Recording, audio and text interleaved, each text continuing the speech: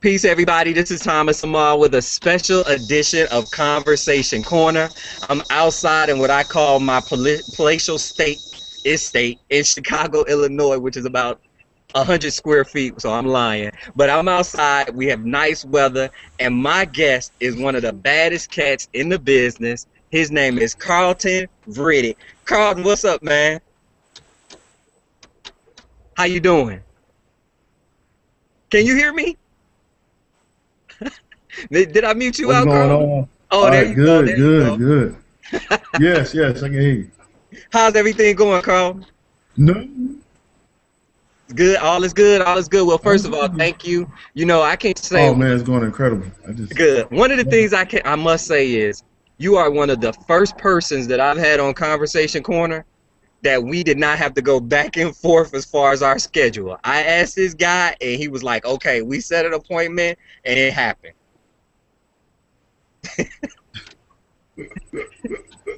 yeah, you got to do that. You got to keep it professional. I always Hey, keep it professional. that's I don't have right. a shirt and tie on right now. Look, I just came from a workout. My son is out of school right now. He decided he wanted to go to work Oh out yeah. with me at 7 o'clock in the morning. And then next thing you know, Okay. when we're leaving, he's telling me how hungry he is. So we sitting down Uh, eating pancakes. So I just gave that entire workout back. no, I was about to say, well, you went from working out to eating pancakes. And Get see, him out here so I can tell my son. I'm trying to get my son to do some push-ups. He want to play ball. I keep saying you got to work out too. It's not just about. I can't right. get him to do push-ups, man. I'm like, man, come on now. I hear you, I hear you. Well, Carlton, do me a favor, man. I've known you for I guess it's going on like a year now since I've been involved. You've been in the game much longer than I have. I'm not sure if you've been in since the inception of the company, but do me a favor. Tell my listeners, tell the people out there in the world who Riddick is. Oh wow, I don't know where to begin on that one. But I mean, I guess I can begin, just a little bit before, I got to know you and the whole and got involved with Empower. Of course, I'm a New York native, born and raised, and now I live in Atlanta. Been Okay. here since 93? Yeah, right after school. I went to school, Johnson C. Smith in Charlotte, and then came out here to go to grad school in '93, and been here ever since. Still Okay. a New Okay. York native, still a New Yorker. From My where in kids New are York? Manhattan, Harlem, Okay. Okay. and my kids were born here, but they're from New York too. So Hey, my baby mama of 14 years is from the Bronx area, so. Oh yeah, so Now, matter of that. fact, That's Saturday, good. my 12-year-old is on a flight to New York, to Mount Vernon Oh for two man. weeks. Bye. Oh, money earning. Okay, money earning, Yes, my earning. yes, I know yes. about yeah. So I majored in computer science. So I'm an IT professional. Been an IT professional now since '96. So golly, that's a long time. Ooh, So always loved computers though. Since I was about 12, I've been playing around with video games, and computers. So okay. and then got involved with internet marketing around really around its real, infancy in like '98. Hmm. I was able to put up a site and throw up some links on it. And actually made like $100. So that was like my first experience with doing it. It was the Wild West then. You really couldn't go you do anything wrong because nobody knew what they were doing anyway. Right, right, So I was right. excited, but I treated it as a hobby because of course I wasn't making enough money to really do anything. And then fast forward about 2000, I would say about 2008, I got a little more serious about it and started making some good money, but it still, like I said, wasn't something to live on. And it was ironic because I got to know Tracy at that time because she was doing a lot online. Tracy Walker, of course, our Dream Team president, Hmm. Hmm. and I actually interviewed her for a radio show. Okay. And it was just a chance thing because I saw she was doing a lot online, and I was intrigued by that. What she was doing. She wasn't doing pure internet marketing. She was doing like using internet marketing to build her network marketing business. Okay. And I thought that was interesting, so I interviewed her about that. And that was it. I had never talked to her since, but always just followed her online. And then fast forward to 2011, I saw what she was involved with. She was involved with another company. And I started asking about that company because she was like, "Hey, you need to check out this company, Empower Network." And I was like, like, okay. I mean, if Tracy was involved, I figured it was okay. But I Right, said, all right, right, I'll right, check it. right. So I checked it out. And I was blown away, with what they were doing because everything that I was struggling to do on my own.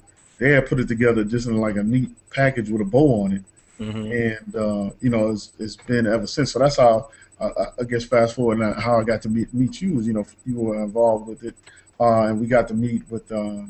I met you through Fred. I think it was Fred, another Chicago native, Yes, sir. Yes, sir. and the rest is history. As I say, it's been incredible. Being involved with the Power Network because it's just everything is laid out for you. It's a simple program, simple system. And I've just been excited with it. I'm already 5 figures deep in it. Making 5 figures a month now with it, and it's just Hmm. like, what in the world? Because it's not like I did a lot of work compared to what I was doing before and making no money. Right, right. Now it's like I'm doing hardly anything strenuous and making good money. That's right. That's right. That's good for you, man. And you know what's even more funny about this? Actually, Bowie is the one who brought me in. Oh, okay, I Bowie, didn't know that. yes, Okay. Bowie Madu is actually the one who brought me in because Bowie, he does a number of things on the side, Right, contractual. right, right.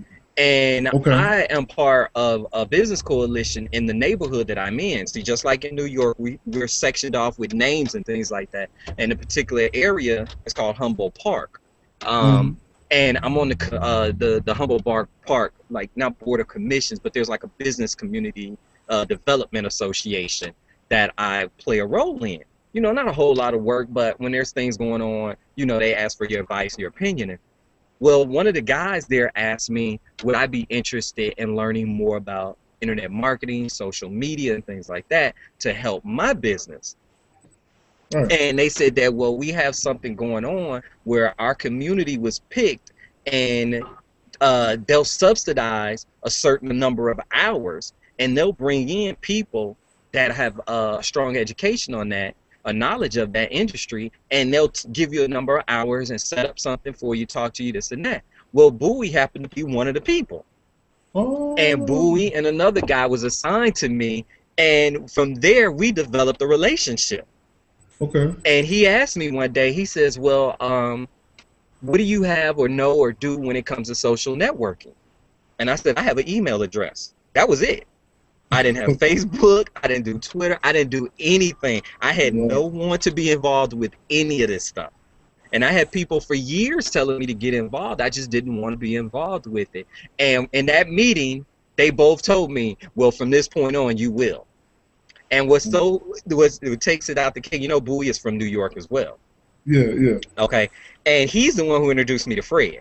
But see, everybody believes Fred is the one who brought me in because me and Fred developed even a bigger relationship, and we Uh-huh. do other things together. Fred and I talk about 5 times a week. Oh, Okay, wow. so we talk a lot in some of the things that we do outside. But Bowie, uh, when he introduced me to the company, he says, "Here's, you would love it." He says her name is Tracy Walker. You'll love her. She's really from the South Side of Chicago, but she resides in Atlanta now. And she goes, he's like, it's a number of other people, and the other name that he always mentioned was yours. He always Oh, said Tracy, and then you every right. time. So I'm like, okay, so I guess Tracy Walker and Carlton Riddick are the ones who run everything. So my Oh, wow. thing is to find out who Tracy and Carlton was. That's wild right Isn't there, that man. something, man? That's an And honor so, right there. right. You pretty So, much. you all probably don't remember, but when I drove down to the first event, I had only been in it for maybe 2 or 3 weeks. Right before the Atlanta event, and I drove down with my two oldest sons. Yeah, okay. And yep, and we were there at Tracy's house at the first Now, mastermind where uh, everybody else was at, and my goal was I had to meet Tracy and Carl. That was it. That's all I knew. Because of Bowie and everything he says, oh, but he's the link with myself and the company. He's crazy. You know that. Bowie is out there. we were Like when close. you were here in Chicago, you saw how he act. And that's Yeah, normal. That's normal. yeah, we You used know? to that. Yeah, he's something. But with that, I know you do a lot of reading, and I'm pretty sure, like myself, you've recognized the personal development aspect of the company. Yeah. It's absolutely huge, and it's something that I really never played a role in. I was never a big reader, but a couple of years ago, I decided I wanted to start doing better as far as reading and educating myself, being that I hadn't been in any kind of school in well over 20 years. See, I came out in 90.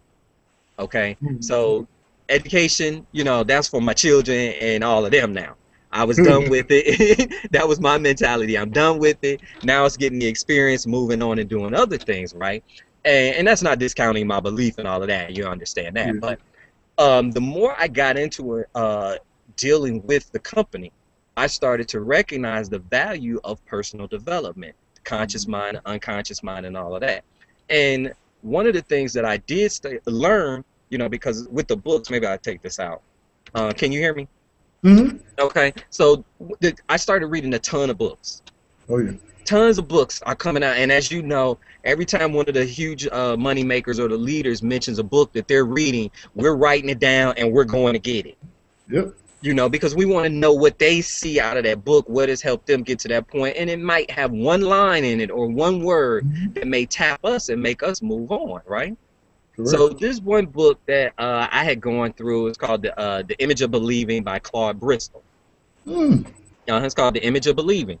And one of the things he said, which is, is no different than a lot of these other books, but he was talking about the subconscious mind fails to obey any order that is given, that is given to it clearly and emphatically.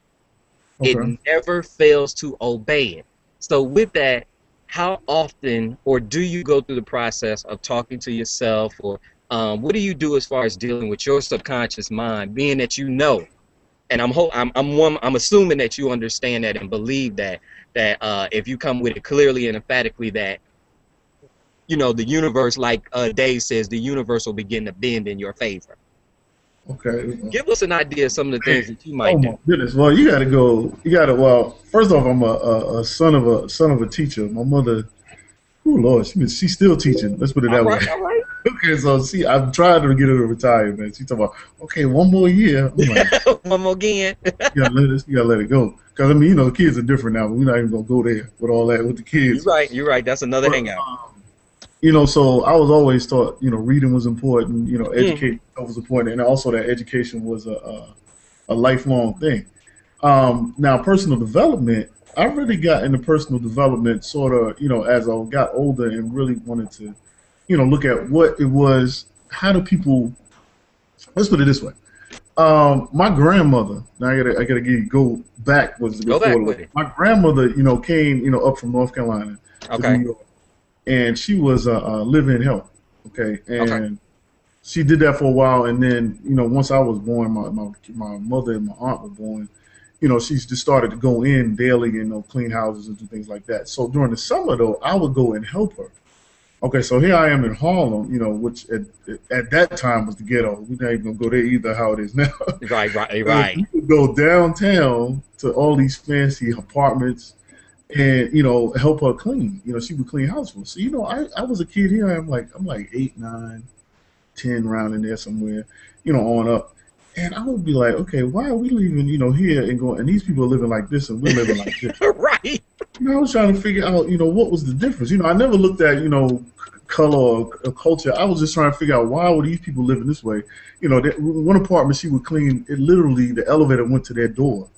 And then the whole floor of that apartment was their apartment. The whole floor was their apartment. Yeah. Okay.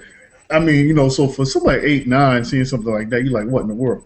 So right. I always try to figure out what was the difference. So I really early on started studying wealth and started studying people, and noticed that millionaires were always people that read. And I was like, well, I always heard this book that came up all the time, Think and Grow Rich. Of course, that's a famous book. And from there, and I read that when I was like 17. And from then on, I knew that if you wanted to know something, it's in a book somewhere. It's in a book somewhere. That's right. Somebody wrote a book about it. And if you really go back, I mean, it's funny you mentioned Claude Bristol, because one of my favorite ones he got is The Magic of Believing. That's one of my favorite ones from him. And so I definitely got to check out Image of Believing, that you just mentioned. But I knew that from the beginning. I said, okay, well, I got to read. And I've just been a reader ever since. Now, when you talk about the mind, of course, the famous one, if you see my desk, I got like 2 stacks of books on my desk. Man. All right. And it's the power of the subconscious mind. That's Joseph Murphy. Yeah. Now, once that one, Think and Grow Rich sort of touched on the whole deal with the subconscious mind and how it plays into your success. You know, the power of subconscious mind really just pretty much broke it down and basically said this is the seat of your success. If you don't Right, really right, deal with you internally and the way you think, you're not gonna succeed. That's just how it is. right. And come along now, we talked about a book that I came across, and I think where's that one? That's what it is. Of course, this one, this is Psycho-Cybernetics. Yes, sir. Now, that's the one, of course, the millionaire in the Power, one of the first millionaires in the Power Network, Vic Strizos, he mentioned that book. And I actually had that book a long time ago, I think my mind just wasn't ready for it. Okay. But he really talks about that whole concept of mental management or thought management, or dealing with basically when you have a negative thought pattern, that your life is going to always go negative. So you have to always be on the lookout. And there's a book somewhere, I can't remember my reading, but there's a book that calls your conscious mind should be like a gatekeeper and should not allow negative thoughts to get into your subconscious. So you should always be vigilant about fighting against negative thoughts. And so Psycho-Cybernetics sort of deals with that whole concept of thought management, dealing with your thoughts, and not allowing your thought pattern to become totally negative, because then if you have a negative thought pattern, your life is going to go negative. Correct. You see it play out every day, and I've always been an observer of people, and I see people. If I observe the way they think, I know the way their life is. I don't even have to check out their life, but I mean, you can see it in people's speech, the way they think. You know how their life is. It's just all messed up if they have a negative thought pattern, a negative speech pattern. That's right. Their life is just that way, man. So yeah, I'm all about the subconscious mind. There's some deeper stuff that I've got into with. There's the Master Key by Charles Hannell. Okay. That's another one. It's sort of the precursor to Think and Grow Rich. Charles Hannell was like in the 30s. What was that? The Master Key. That's my bookshelf over here. You said Hannah? Hannell. Oh, let me grab it. Hang on.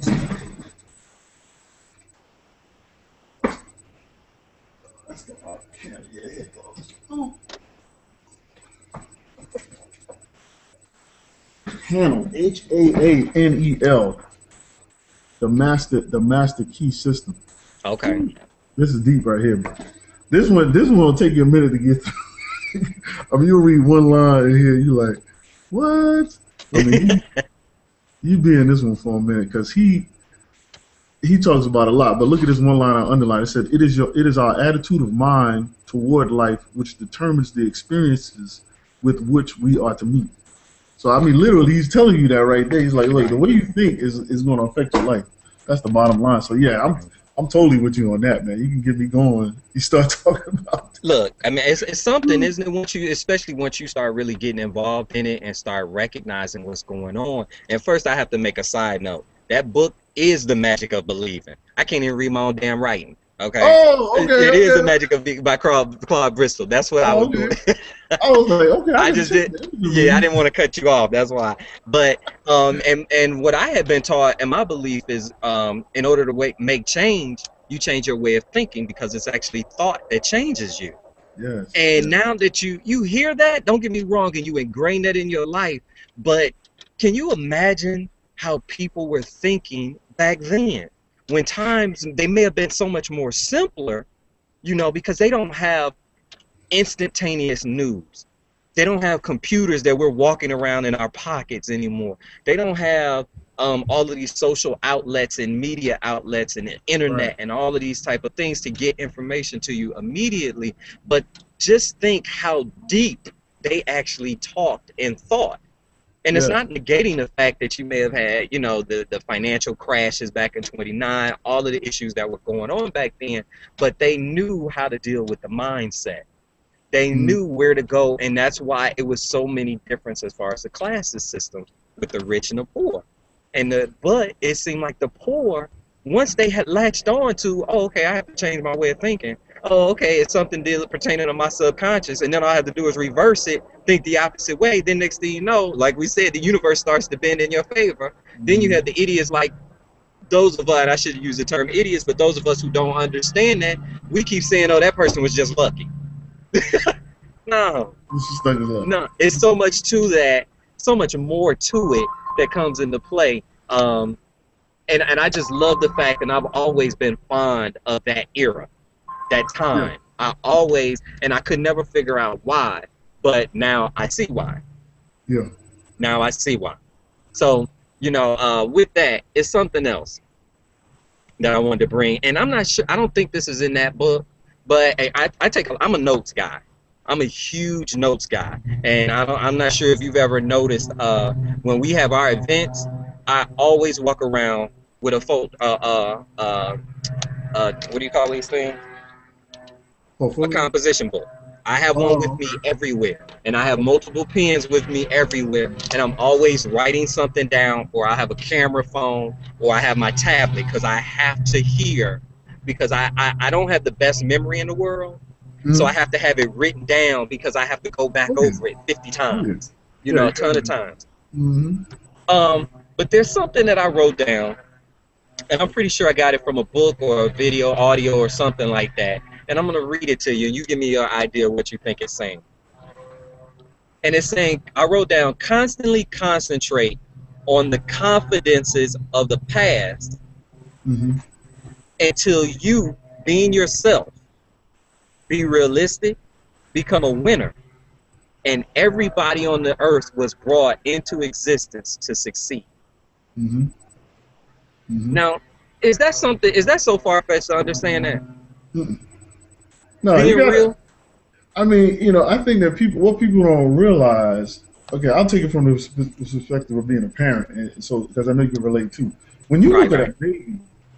a baby does not know anything about failure. Okay, so when a baby is trying to do whatever it's trying to do, it just does it. When a baby's trying to learn how to walk, it just That's right. starts trying to walk, and then it might fall down, but it just That's gets right. up and keeps trying to walk again. I'm looking at my daughter now. She's 2. She doesn't know that she doesn't need to climb all over the bathroom counter because she might fall. She just says, "I want to climb all over the bathroom counter, so let me go do it." Right, right, right. We learn. I think failure is a learned process. We came here to succeed. We came here to be the conquerors of the earth. We were put here to subdue the earth, and Right. so we come out being born with that ability. But the things that hold us back are the things that we learn. We learn fear. I love the line. I don't know if you saw After Earth yet, but Not yet. that's a movie you and your son got to go see that one because I Really? took my oldest son. Oh yeah, but one of the line, and I think you've seen it on commercial. He said, "Fear is a choice." That's right. That's right. I did hear that. It See that is, part. man. I mean, it is. There's no reason to fear. There really isn't. I mean, that he said danger is real. There are things that are dangerous, but there's no reason that you have to be fearful of the dangerous situation or be fearful to take risk or be fearful of a risk situation. Right. That's a choice. You choose to have that fear, but you Right. don't have to have fear if you don't want to. So yeah, man, I'm 100% sure that we can succeed. We just got to learn the information. Like I said, everything's in a book or there's some resource. Or the biggest thing I tell people is that if you can find somebody that has done it already and can sit down and talk to them, you can duplicate what they have done. You just That's gotta right. find somebody who's done what you did or want to do, and then go do what they did. That's right. That's right. And I mean, going back to that fear aspect, I learned with being with Empower that fear is false emotions appearing real. And that's Mm-hmm. what led me to hear Zig Ziglar say that false fear is nothing but something that you imagine. It's not Yes, even a real thing. It's yes, not even real. We make it up. yes. How silly is that? We make up being fear. It's something that's not even in existence, but it's something that Warren Buffett said, man. And I mean, I like listening to cats like him who, Mm-hmm. this guy's got, just as much money as, the damn mint that makes the money. Yeah, he's only second richest in the earth. Right. And he still lives in the same crib that he's been I in for know. like And 800 drives a years. Buick too. Really? Yeah, he don't have a Lexus, he got a Buick. Right. And then, I mean, his crib is like no bigger than mine. That's the same house he bought when he first Right, bought a house. right, and Warren Buffett says something that, I take to heart a lot, and it says, don't go through life thinking you can't make mistakes. Mm-hmm. That would be total inactivity. Mm-hmm. Now, we're talking about a cat that's always in the top 2 or 3 as far as the most income producing, richest person in the world. And Mm-hmm. he's sitting here telling you, man, come on, man, mistakes is just a part of the game. Exactly. And that's one Mhm. of the things that I was taught in my belief, that a certain group of people, they don't make excuses for their mistakes. They go back to the drawing board and do it again. They just make Mhm. sure they don't make that mistake again. Yeah, it's the baby. It's the baby analogy. The baby, falls down, says, "Okay, well, I don't know how to walk. Well, okay, so I need to learn what I'm doing, right? So if I fall down because I stepped over something or I misstep, then I won't do that again. But it's sort of, don't get me started on this because we'll be here on forever. But Hey, the school system sort of makes you fear making mistakes because it's like, what, you don't want to fail, or you don't want to get a D or an F. So you start having that fear. Oh God, I have to stay because I have to pass because I don't want to right. make a mistake. Or you scared to get laughed at in the class if you have a question, and you might be saying, "Oh, I thought 2 plus 1 is 4," and so you don't want to get laughed at, so you won't say anything or ask a question. And Right, so that right. fear that builds up. All of that builds up. But mistakes are part of the process.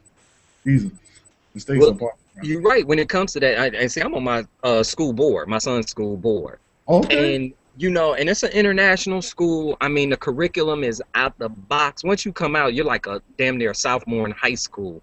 Once you come Wow. out of eighth grade, it's a really deep school. They have a hell of a curriculum. They have a heck of a staff that actually cares about the children.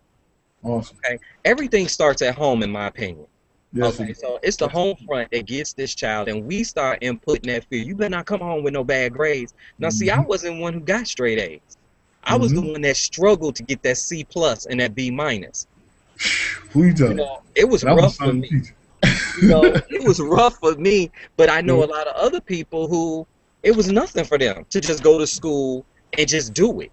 They would just do it and clown it, and I've gotten lucky. I got a couple of sons that are like that, but everybody is not like that. But when you get to school and you're constantly telling a child, like you said, you can't miss these, because if you do bad on this particular test, regardless of what your grades are, you're going to have to go to summer school, and you may not be able to go to the next level because of a test. Mm-hmm. So all of the work that this child has done, and all of the pain and the hell that they've gone through, Mm-hmm. struggling, one test deciphers if they go to the next grade. I think Yeah. that is so unfair. Yeah, it's crazy. It's crazy, man. And I'm a firm believer in homeschooling. I'm a firm believer if Yeah, the person we're actually homeschooling right now. really 'Cause, yeah, they were in private school. But private school is a whole nother animal in and of itself. Is that private schools have a certain particular type of student that they want to work with, and they right. because it's private they only deal with that, and they have the right to deal with that. So we have some challenges there. So we decided just to homeschool, and it's been good. We may go back to private school again, but yeah, we've been homeschooling now for a while. And it's been good. Yeah, it's been good. That's Because you good, have the man. flexibility there and you're able to impart more of yourself. You gotta realize, your kids are with somebody else for 8 hours. So then you gotta, if there's something that your values or your beliefs or morals that you want to instill in the child, and then there's somebody at the same time doing the same thing that may not be the same. Like Right. you got some challenges there in terms of, I call it debriefing every day. That's right. It's the same thing that I said, man. You'd have to deprogram your children every day. And Mm-hmm. every day when I have three sons. Two of them are adults now. My oldest is 26. My middle son he'll be 21 in a couple of months. And now I have a 12-year-old. I did the same for all three of them. I would make sure the oldest two, when I was working, the job knew my children come first before this job. If anything happens, I'm leaving this job to go deal with my children. I took them to Mm-hmm. school and I picked them up all Very the way good. until high school. And the main thing that I would do in the midst of going to school is they had words that we would discuss every day: honor, Mm-hmm. respect, dignity, knowledge. All of these words that they had to say, not only to me, but they had to know the definition, because I just felt as though we, as parents in a community, weren't doing a good job to make children understand these things, but other cultures were. Yes. They would get their education and go back to where they came from. And if Yes. they didn't go back to where they came from as far as their country, they would go to that neighborhood that resembled their country. And Right. their likeness and that whole thing was giving back. We didn't do a good job at that. And so what I would always tell my sons is don't allow other children's reality to be your reality, Mm. because their household is being run different than ours. There's a strong Mm. chance. So why would Mm. you, and I hate to use the term dumb down, Mm. or not stop being you just because you wanted to be friends with this person. If you wanted to be friends with that person, that's cool. And that person, if they liked you, they would be willing to accept you for who you are. Yeah. Don't give up who you are just to be cool with this cat, because you might not see this cat again after this school year. Mm-hmm. You never know. And I think you hit it right on the head, man, when you talk about those things. Homeschooling is the best. It is the absolute best. And I wish, I just gotten lucky, and I put it out there. And this is going back to the damn personal development, man. And with me reading and all of this, I had set this out. My whole life is I only was going to have boys. I was only going to, because I wanted to create men. Right. Okay. I wanted to play a role in bringing men into this world, because I was so tired of hearing about how there ain't no good men here. All men are dogs and all of this, and the daddy ain't doing this and daddy ain't doing that. Okay, I got you on that. Mm-hmm. I'm going to do my best to make that change, that thought pattern change. Mm-hmm. But not only, well, I think being that I was able to throw that out into the universe, and not only did it seem, in my opinion, work. That's my opinion, and yes, they are my sons. I'm gonna back you up on that, because see, before, now this is wild. Before I was ever married, I mean, before I even knew my wife, I always said I wanted 2 boys and a girl, and I said I'm gonna have 2 boys and a girl, and I wanted the 2 boys first, so that when anybody came to try to pick up the daughter, that's right. All 3 of us at the door. They could take out business. Not mess it up. So, I mean, I kept saying that all through that time. Then when we got married, she was in agreement with me, same thing. Okay, so the mindset, in terms of mindset, the thought pattern was there. Boom, literally, even when she was pregnant, people trying to tell me that first one was a girl. I was like, no, it's a boy. We didn't even find out on purpose. And when he was born, it's a boy. It's a boy. It's a boy. When I was in high school, Carlton, when I was in high school, I used to tell girls I only produce men. I used to say that all the time. And it wasn't like I was trying to get anybody pregnant, but, I did have my first son when I was a freshman in college. I just turned 18. It wasn't like I was trying to do that, but the reality of the world is yes, I'm a statistic. Okay, I'm a teenage parent, yes, but I know one thing. I did whatever was necessary in my mind to make sure that every one of my children, my sons, could come out and be productive citizens in this world, and to go walk right into adulthood at 18 years old. See, I'm a firm believer telling a child from birth, in particular a boy, at 18 you have to leave the house, because 2 gods can't run the same space. So at 18 you have to leave. And my first 2, when they became 18 or came close to it, they were already talking about where they were going to move, because it had been embedded in their head for years. Yep, so it was second nature to them that, okay, at 18, I can't live at the house anymore, so I got to get my stuff together. My 12-year-old right now knows at 18, you don't have to go, I don't know where you're going, but at 18, you have to leave. And that's just how it is. I was out of the house. I was in college. I'm a year ahead in terms of school. So when I went to college, I was 17. I mean, I was 17 as well, right? They gotta go. You gotta go. I mean, I already got them talking about going away to college, because I mean, staying home, this is not an option, because there's something about you that grows up a man, and really grows up anybody, really, when they go away.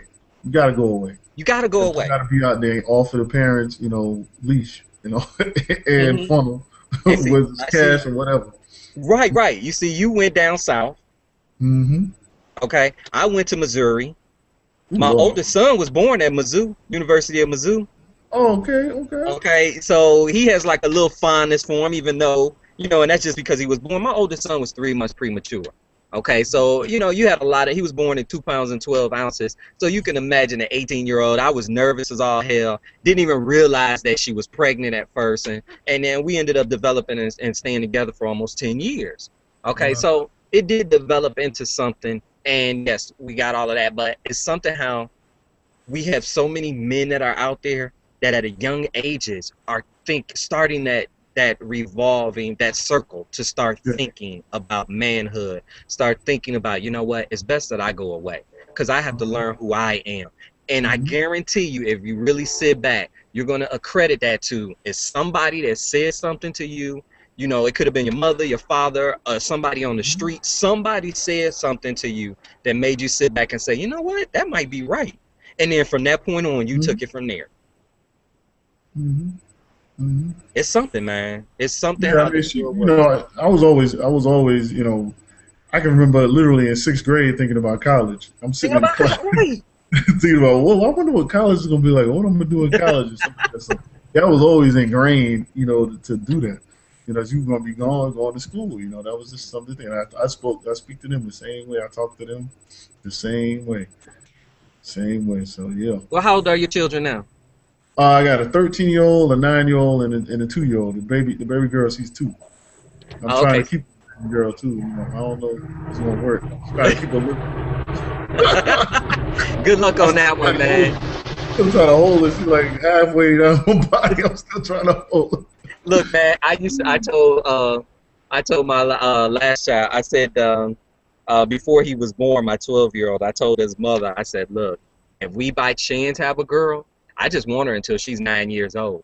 And when she's nine, I don't know what you're gonna do with her, but she's gotta go. her. Because they grow up. And the I know. last thing you want is to see a little girl growing up. Yeah. She'll never move. I'm never letting her leave. I know. I was laughing with the same thing. I was like, I don't wish she gonna get married because I got to take that joke out so thoroughly. You gonna be hating to come by I home. could, I understand that. I understand that. But Carl, you never mentioned. Tell the people what position you play on the Dream Team.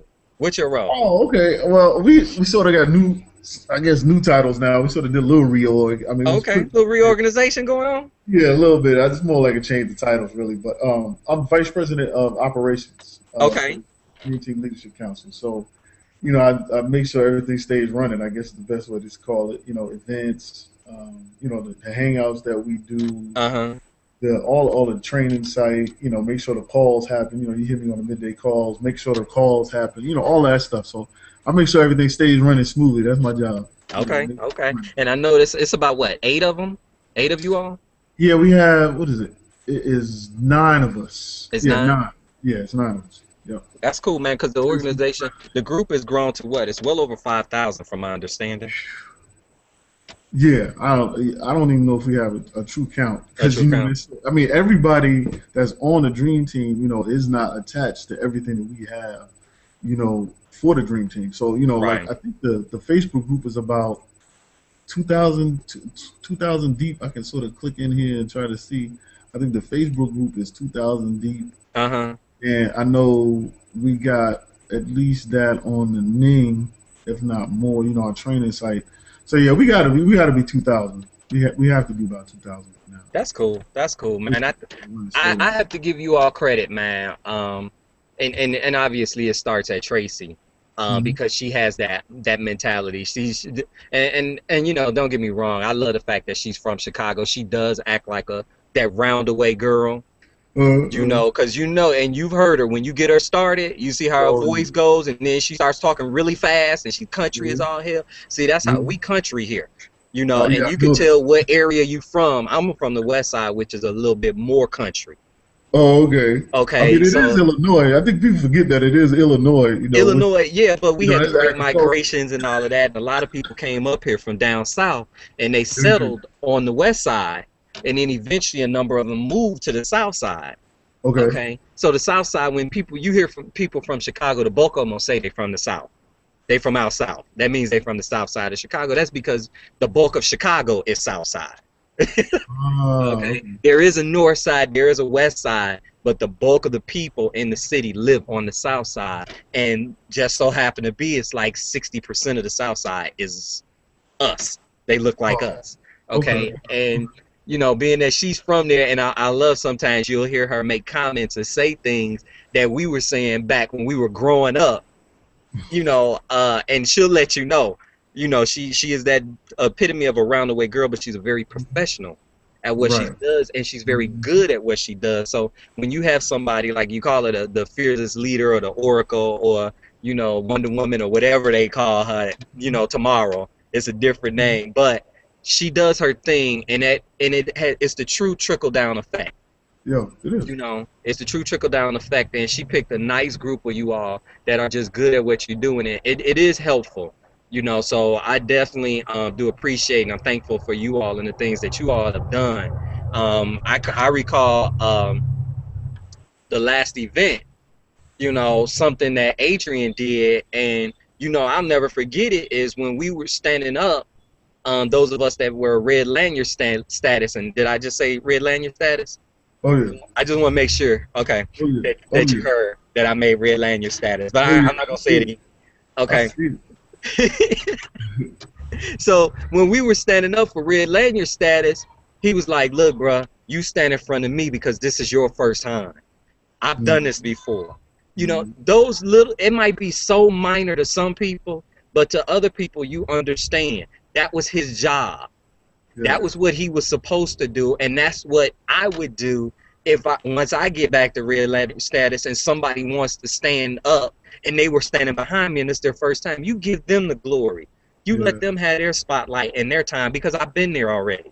Mm-hmm. You know, and those type of things that comes from the top. You know, Yeah. and that's the whole essence of the company is to give back.